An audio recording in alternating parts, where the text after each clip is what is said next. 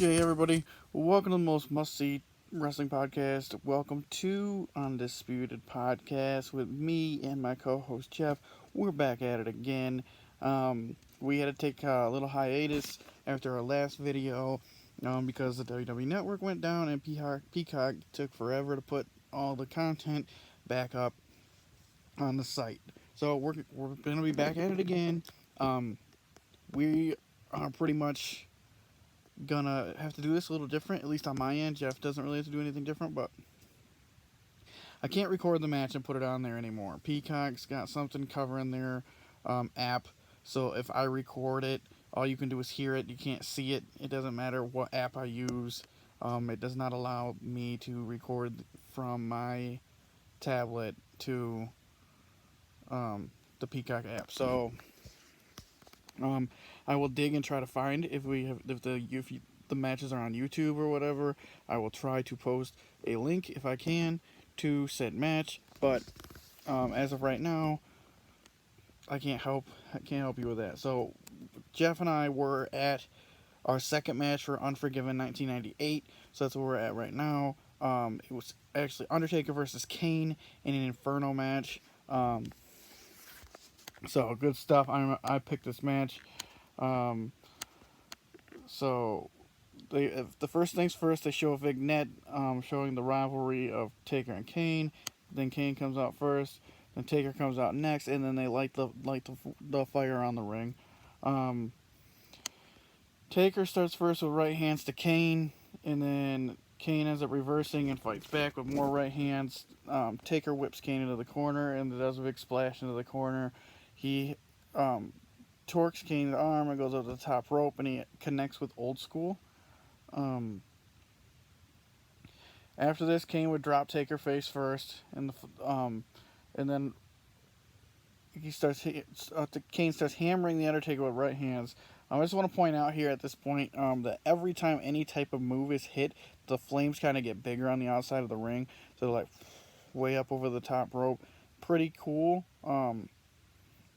Also noted from Inferno matches, not a lot happens in these matches, but yet like something about the flame around the ring always makes these matches like you want to watch.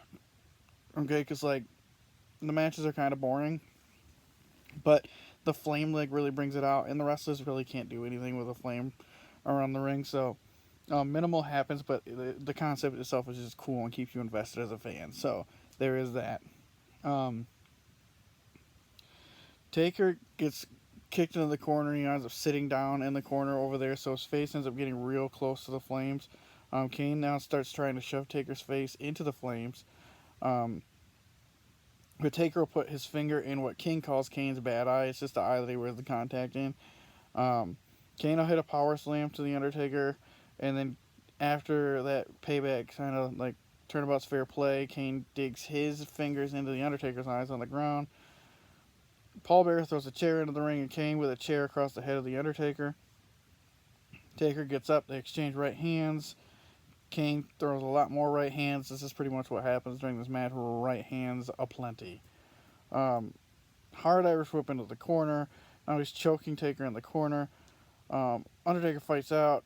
He has a Russian leg sweep on Kane. Then a leg drop, flames. You know how it goes. They both go for choke slams, but Kane reverses with a knee to the Undertaker's gut, then hits the choke slam.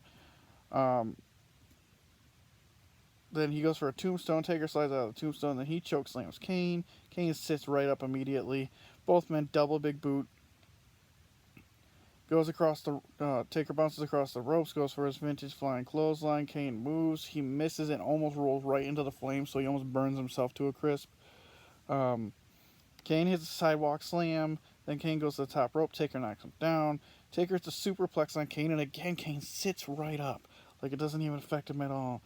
Taker throws Kane over the top rope to the outside. Kane tries to leave, and then Vader jumps Kane at the top of the ramp. The two of these guys, obviously Kane and Vader, have a history if you've been following. Both these guys fight. They brawl back towards the ring. Taker does his vintage WrestleMania leap over the top rope, even though it's not WrestleMania. He takes out both Kane and Vader. Paul Bearer hits Taker with a chair to distract him. Taker chases Paul Bearer, or grabs the chair, hits Kane twice in the head with it. And then when Kane's down, Taker takes off after pallbearer, chases him all the way to the back where the stage was, where there was a band and some drums and instruments. He hits pallbearer in the head with a drum, then picks up the mic and hits him in the stomach with the mic. Pallbearer is bleeding. Taker goes back down to the ring. Kane hits Taker in the stomach with a steel chair, and then as Kane goes to hit him in the head, Taker boots Kane. Kane kind of loses his balance and then sticks his arm right in the flame, and then he doesn't realize it right away, and he just kind of like looks at it and it's flame. His arms are all on flame. Then he starts freaking out, waving his arm, and he takes off to the back. The Undertaker is your winner, 2-0 against Kane, but yet they did it without making Kane look weak. I want to point out that Kane kicked out of two tombstones and almost kicked out of third one at WrestleMania. Um, in this match, he took Undertaker to the limit again, and it was kind of a fluke. He got set on fire. He lost his balance after a big boot and like stuck his arm in the flame. So they did it without making Kane seem like he was lesser than the Undertaker. Sorry about the yawn. So this rivalry doesn't end here. Throughout until these men retire, they're gonna have a rivalry always. Together, apart, doesn't matter. Great rivalry, great match. Out of 10, I give this probably a 6, just above average because of the flames. If you didn't have the flames, it'd be a very average match. Definitely entertaining. Give it a watch. Unforgiven 1998. We'll hear what Jeff has to say. Thank you guys for joining us, and it feels good to be back.